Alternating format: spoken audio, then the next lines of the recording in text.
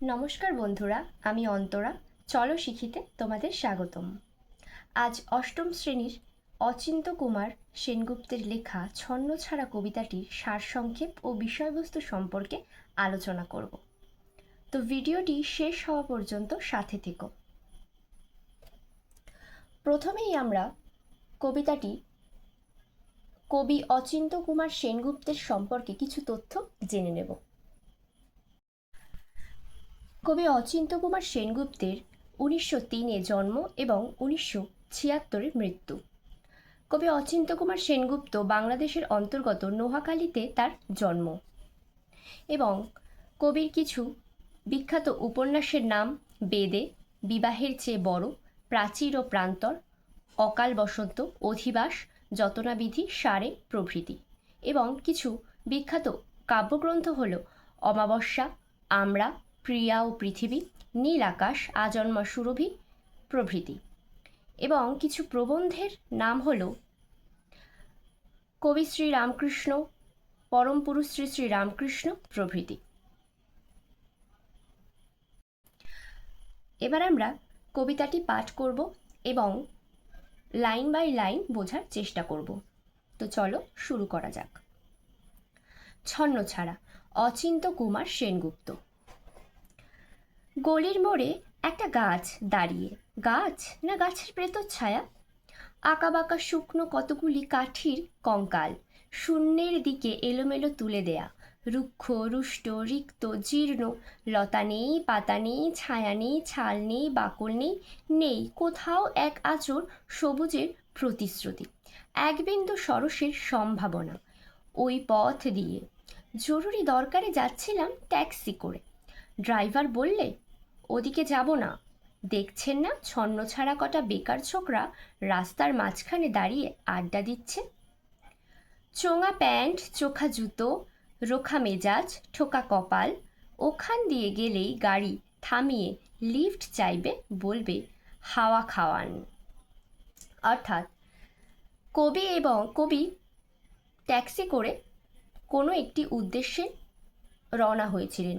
সেখানে যাওয়ার পথে কবি গলির মোড়ে একটা গাছকে দেখতে পান। গলির মোড়ে একটা গাছ দাঁড়িয়ে, গাছ না গাছের প্রেতচ্ছায়া। কবির সংশয় হয়, এটা কি গাছ নাকি গাছের প্রেতচ্ছায়া। গাছের প্রেতচ্ছায়া শব্দের অর্থ প্রেতচ্ছায়া। প্রেত শব্দের অর্থ কি?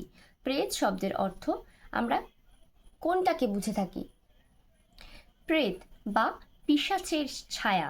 কবি এখানে ওই গাছটিকে প্রেত বা পিশাচের ছায়ার সাথে তুলনা করেছেন।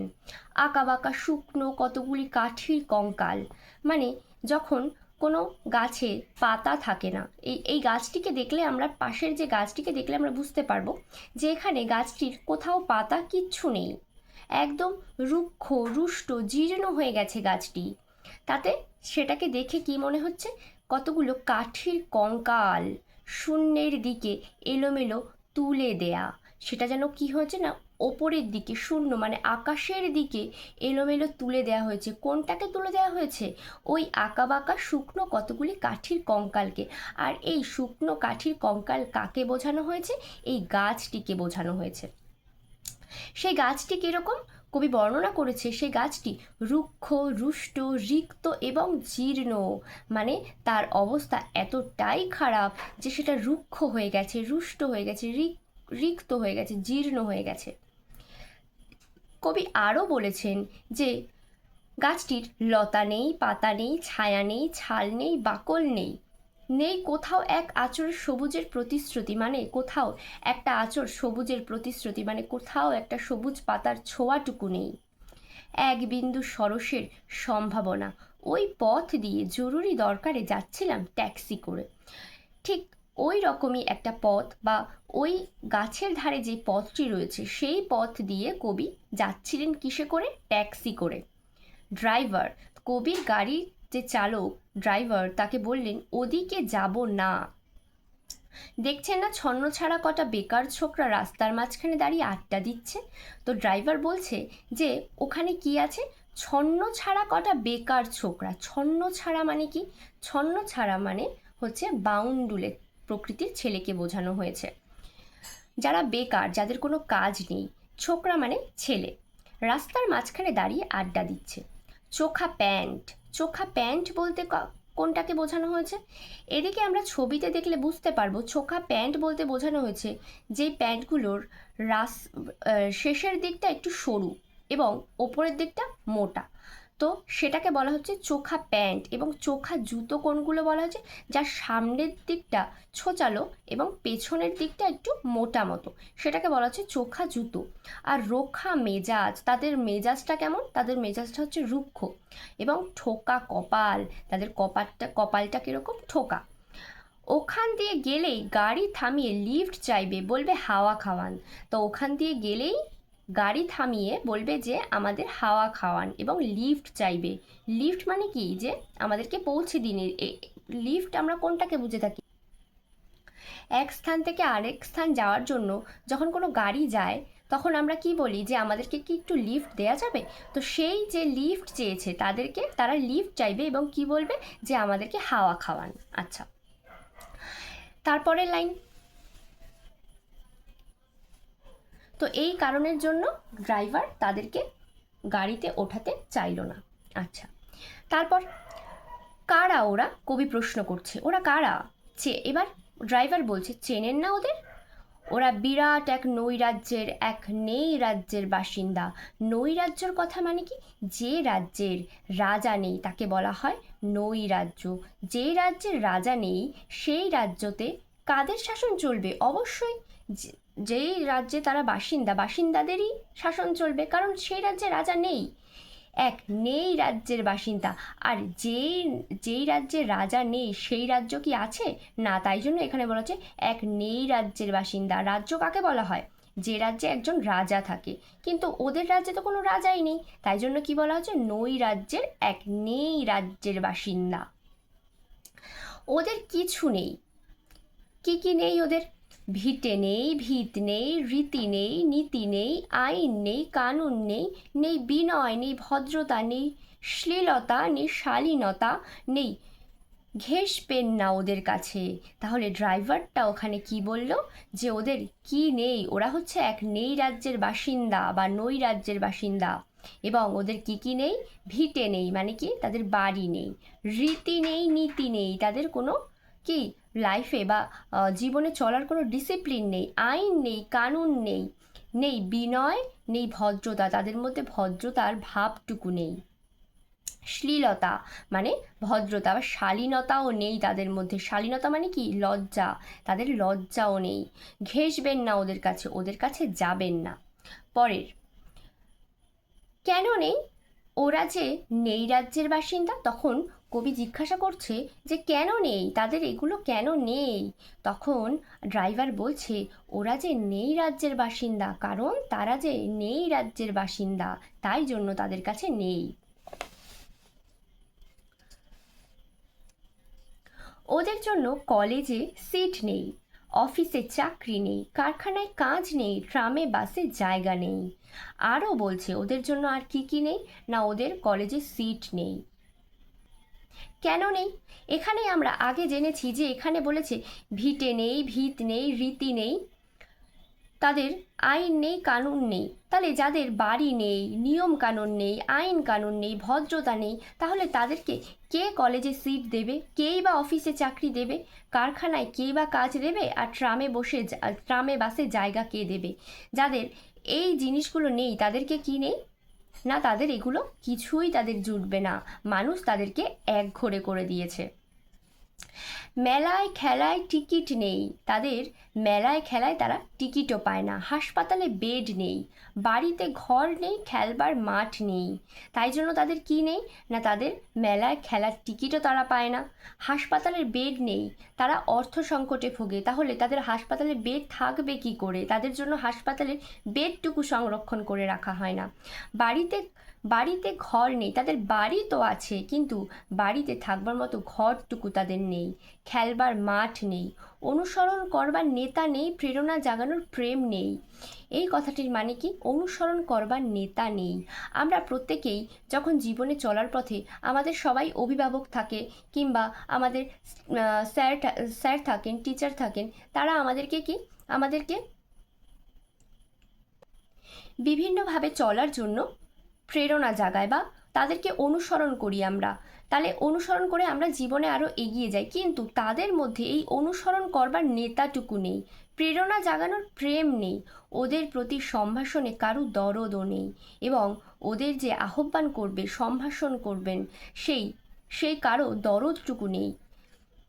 ঘরে বাইরে উদাহরণ যা আছে তা ক্ষুধাহরণের সুধাক্ষরণের উদাহরণ নয়, তা সুধাহরণের ক্ষুধাভরণের উদাহরণ।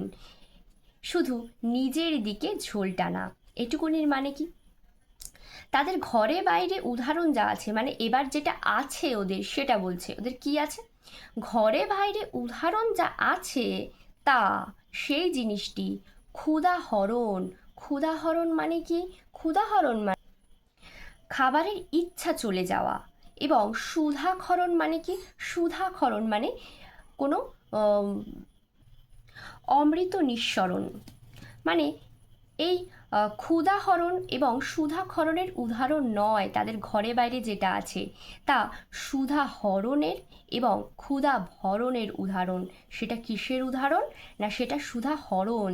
মানে আমরা প্রথমে কি জেনেছিলাম যে সুধাক্ষরণের মানে কি? সুধাক্ষরণের মানে হচ্ছে অমৃত নিঃসরণ, আর এখানে সুধাহরণ মানে অমৃত হরণ, অমৃতটাকে হরণ করে নেবে। আর ক্ষুধা ভরণ মানে খিদে মেটানোর কোনো রকম একটুকুনি হলেই হবে তাদের, সেই জিনিসটির উদাহরণ। মানে কোনো রকমে তাদের চলে, শুধু নিজের দিকে ঝোল টানা। তারা সবসময় নিজের দিকে ঝোল টেনে কথা বলে।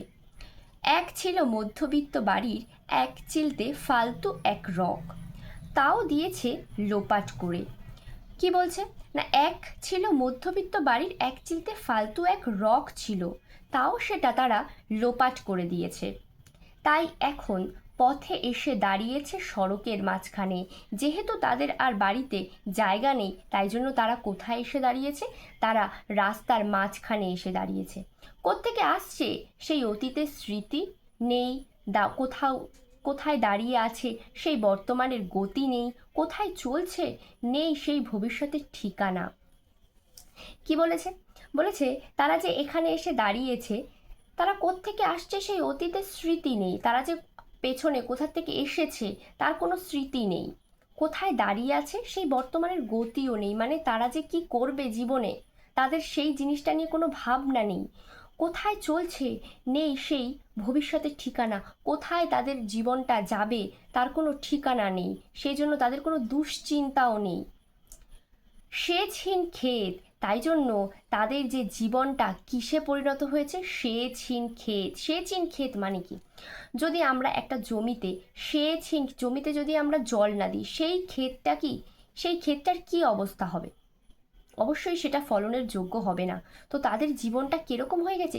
সেচহীন ক্ষেতের মতো হয়ে গেছে, মানে সেই জমিটার কোনো মূল্যই নেই।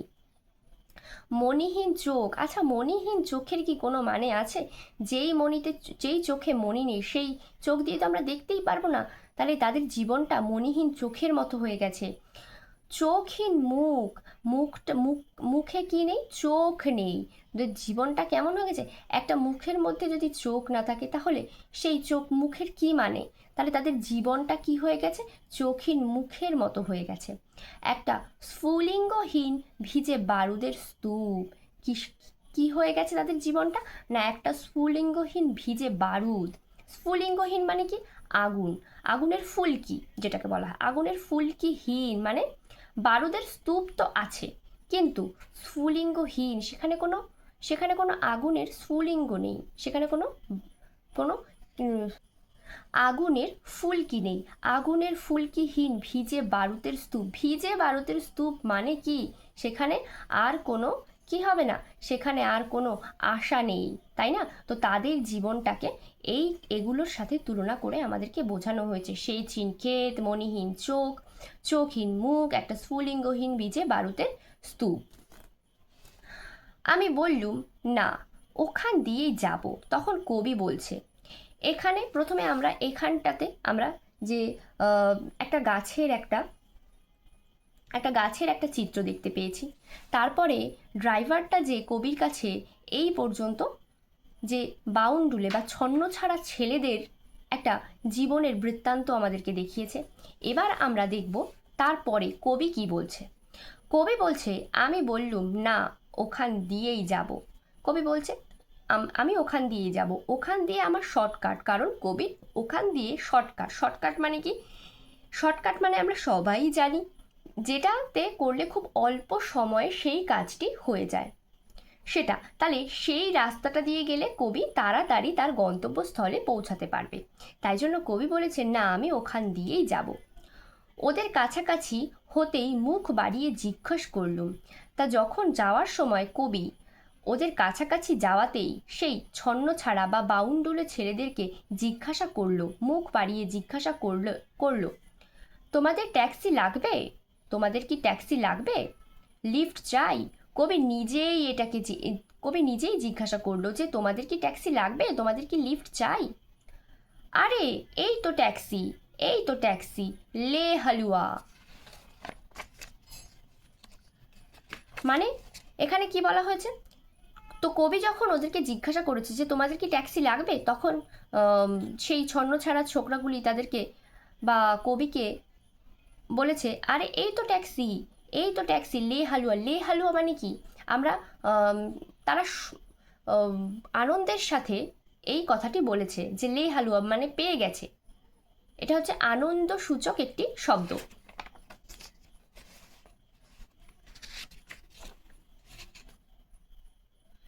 তো আজকের ভিডিওটা এইটুকুনি থাকবে।